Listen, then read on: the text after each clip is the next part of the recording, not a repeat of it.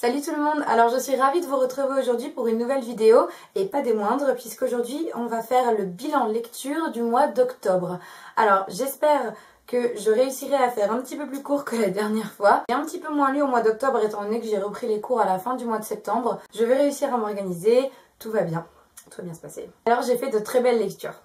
On commence tout de suite. Alors, le premier livre que j'ai lu au mois d'octobre, c'est Qui es-tu Alaska du célèbre John Green, que je n'ai pas besoin de présenter, je pense. C'est tout simple, John Green, on aime ou on n'aime pas. Moi, personnellement, j'adore, mais je pense vraiment que c'est le genre d'auteur qui ne souffre pas la demi-mesure, en fait. On adhère à son style ou pas. Il y a vraiment quelque chose de particulier, il y a vraiment quelque chose qui fait que c'est le style John Green, c'est le bouquin de John Green. Après, j'ai une histoire un petit peu particulière avec Qui es-tu Alaska, puisqu'en fait, je l'ai acheté il y a très longtemps. Je regarde si j'ai la date dedans, mais je ne crois pas. Par contre, le livre a bien souffert. Hein. Voilà, je peux carrément... Pourquoi? Tout va bien. Ça va bien se passer, petit livre. Je vais te recoller ensuite, je te promets.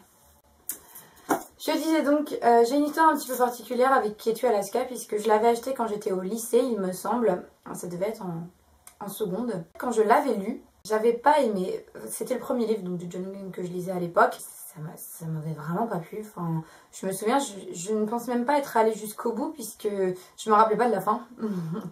Donc c'est vraiment qu'à mon avis, j'étais pas allée jusqu'au bout. Et je sais pas, j'avais pas été emballée et j'avais trouvé ça bizarre et bizarrement écrit. L'histoire était chelou. Enfin, j'avais pas aimé. L'année dernière, j'ai lu donc Nos étoiles contraires, j'ai vu le film.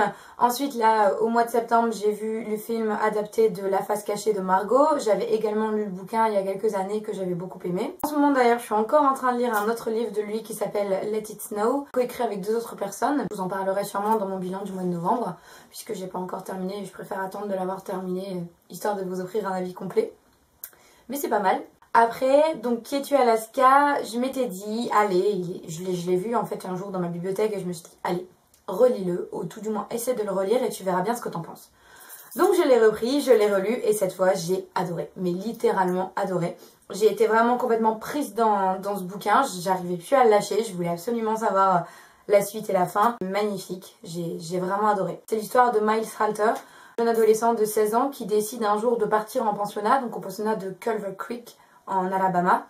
Donc il décide d'abandonner sa petite vie bien tranquille, ses parents, son école, son lycée, enfin ses potes, tout ce que vous voulez, pour aller s'installer dans un pensionnat où il ne connaît personne, au fin fond de nulle part, aux États-Unis. Voilà, chacun son délire, j'ai envie de dire. Et en fait, il est à la recherche de son grand peut-être. Il appelle ça comme ça, je vous en dis pas plus parce que j'ai pas envie de vous spoiler le bouquin. Sachez juste que là-bas, donc au pensionnat, il va faire des rencontres fantastiques.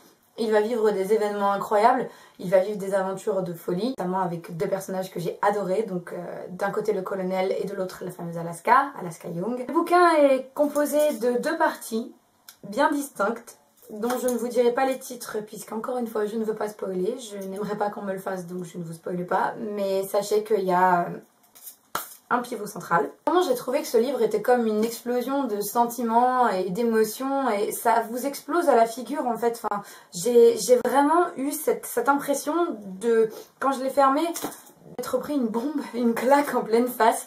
C'était vraiment intense. C'est ça. C'est ce que j'apprécie chez John Green, c'est vraiment sa façon d'écrire, sa façon de mettre en scène l'adolescence de façon intense. Il cherche pas à mentir, il cherche pas à vous édulcorer ça. Non, l'adolescence, on le sait tous, c'est une période extrêmement intense, c'est une période extrêmement violente. Il y a plein de choses qui se passent à l'intérieur, dans nos esprits, dans nos cœurs, dans nos cerveaux, dans nos âmes. Et j'aime cette façon qu'il a de la mettre en scène tout en étant tellement super drôle et tellement décalé. Enfin, tout est toujours en décalé, tout est toujours drôle, tout est toujours bizarre chez John Green et en même temps c'est tellement criant de vérité. Enfin, je trouve ça magnifique.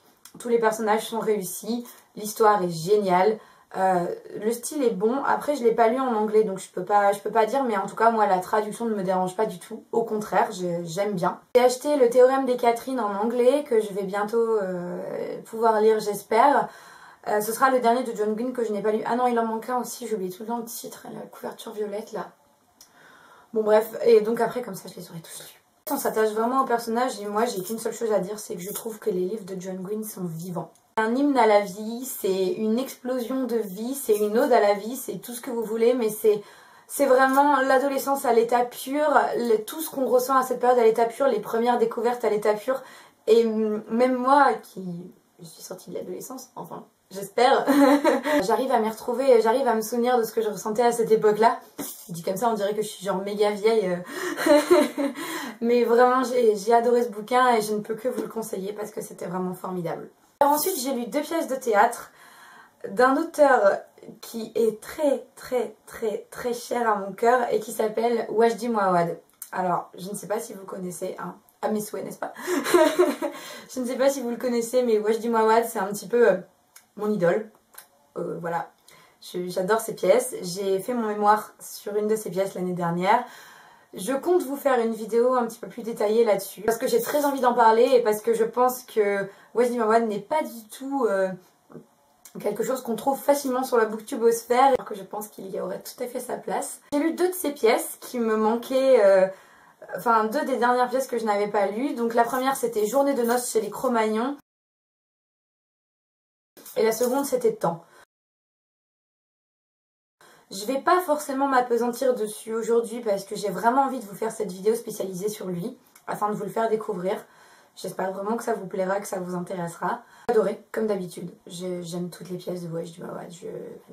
Il est génial ce gars, il est parfait, il écrit parfaitement. Toutes ces pièces sont des petits bijoux et en même temps des petites bombes qui vous explosent à la figure. Pas du tout dans le même genre que John Green. Hein. Là, on parle quand même déjà de théâtre. Ah oui, parce que oui, c'est un dramaturge. Les pièces sont des petites bombes qui vous explosent à la figure, mais là, c'est de façon extrêmement violente et de façon extrêmement qui vous amène à vous remettre en question. Wajdi Mouawad, ça vous touche au plus profond, ça vous touche aux tripes, ça vous touche aux entrailles, ça vous touche au plus profond de vous-même. Et c'est ça que j'ai toujours adoré dans ces bouquins. Après, les histoires sont violentes. Journée de noces chez les Cro-Magnons, ça se passe pendant la guerre au Liban. Temps, ça se passe au Québec, dans le Grand Nord, dans le Québec minier. Toujours extrêmement violent, c'est des histoires de sang, de famille, d'inceste, de meurtre, de règlement de compte. C'est jamais forcément très gai, mais il y a toujours une espèce de petite lumière après parfois qui s'en dégage, après ravalée par une part d'ombre. Enfin, je suis complètement folle de ces pièces, j'adore. C'est une écriture sublimissime.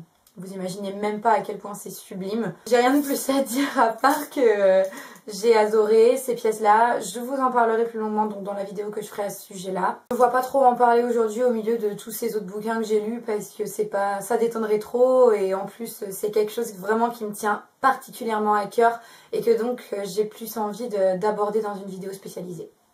Voilà. Enfin, les 2 derniers livres que j'ai lus, donc ce sont les 2 derniers tomes de la saga Delirium de Lauren Oliver, Pandemonium et Requiem.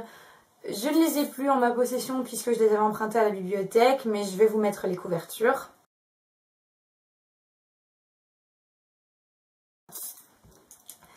Du coup, je pense pouvoir faire un bilan complet assez rapide de la saga puisque je l'ai terminée. J'ai adoré. Vraiment, je le place au panthéon des meilleures sagas que j'ai jamais lues, je crois, parce que vraiment, je sais pas, est-ce que c'était parce que je lisais dans un contexte particulier, parce que je les ai lus assez rapidement l'un après l'autre. J'étais vraiment à fond, et j'ai vraiment aimé. Autant le premier tome, je vous en parlais dans mon premier bilan, ça m'avait plu. J'étais rentrée progressivement dans l'histoire et à la fin, je voulais plus le lâcher. C'était bien, mais sans plus, quoi. Alors que là, mais vraiment... Les 2 derniers tomes, mais j'étais complètement folle avec ça. Il fallait que je le lise tout le temps. J'arrivais vraiment plus à le lâcher, c'était plus possible. Il fallait que je sache. Et je sais pas, ça m'a pris en plein cœur, ça m'a pris aux tripes aussi. Il s'est passé plein de choses dans ces tomes-là. L'ambiance est très différente du premier tome puisque ça se passe pas du tout au même endroit. Encore une fois, j'ai pas spécifiquement envie de vous spoiler, donc malheureusement, je vais pas trop pouvoir en dire. Mais l'ambiance est très différente, ça se passe dans d'autres endroits, il y a d'autres personnages. Oh, les nouveaux personnages, ils sont tellement géniaux. J'adore Raven, j'adore Tak, j'adore Julian. Enfin, ils sont tous trop bien. C'est tous des personnages vraiment hyper intéressants. Et j'ai adoré les découvrir, j'ai adoré les suivre jusqu'au bout. Le seul reproche que j'ai vraiment à faire à cette saga, c'est la fin. Je sais pas ce qui s'est passé avec la fin. Pour moi, c'est pas une fin. C'est-à-dire que c'est une fin hyper ouverte. On a l'impression que ça appelle un 4e tome alors qu'il me semble que l'auteur a dit qu'il n'y en aurait pas. Et moi, les fins comme ça me frustre. Je suis désolée, mais ça me frustre. Je veux bien, hein, c'est sympa de laisser libre cours en gros à l'imagination du lecteur et de lui dire bah regarde, là c'est la fin, regarde ce que tu peux en faire après, essaie de penser à ce qui se passera avec les personnages, mais moi je peux pas, j'ai besoin de réponses, hélas. Ça m'a vraiment frustrée et ça m'a vraiment rendue un petit peu triste, déjà parce que j'étais triste de terminer la saga et en plus j'étais triste de cette fin. Bien sûr, ça ne m'a pas du tout gâché le plaisir que j'ai ressenti à lire cette saga et l'amour que je lui porte désormais, mais juste c'est vraiment dommage quoi. Et la dernière page pourtant est sublime, les mots sont sublimes, le message est sublime, mais une fin ouverte comme ça c'est pas possible quoi. C'est trop de questions restent en suspens, on ne sait pas du tout ce qui va se passer. Non, c'est trop ouvert et je crois que je vais arrêter d'en parler parce que sinon je vais spoiler. Sachez qu'en tout cas, Delirium pour moi c'est un gros top.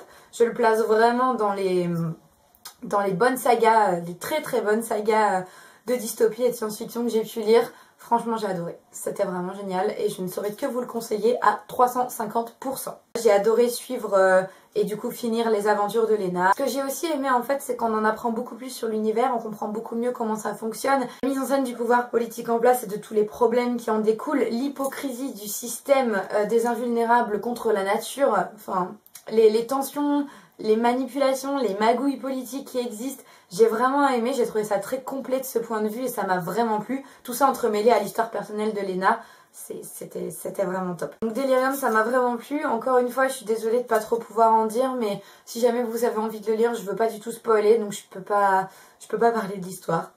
Voilà, très compliqué quand on parle d'une saga de parler de la suite de l'histoire puisque si jamais quelqu'un a envie de se lancer, j'ai pas du tout envie de lui gâcher le plaisir. Mais n'hésitez pas à me dire dans les commentaires en tout cas ce que vous en avez pensé, vous, si vous l'avez lu. Et également si vous connaissez les autres bouquins et si vous les avez lus. En tout cas, j'ai été ravie de tourner cette vidéo. J'espère que ça vous a plu et je vous dis à très bientôt dans une prochaine vidéo.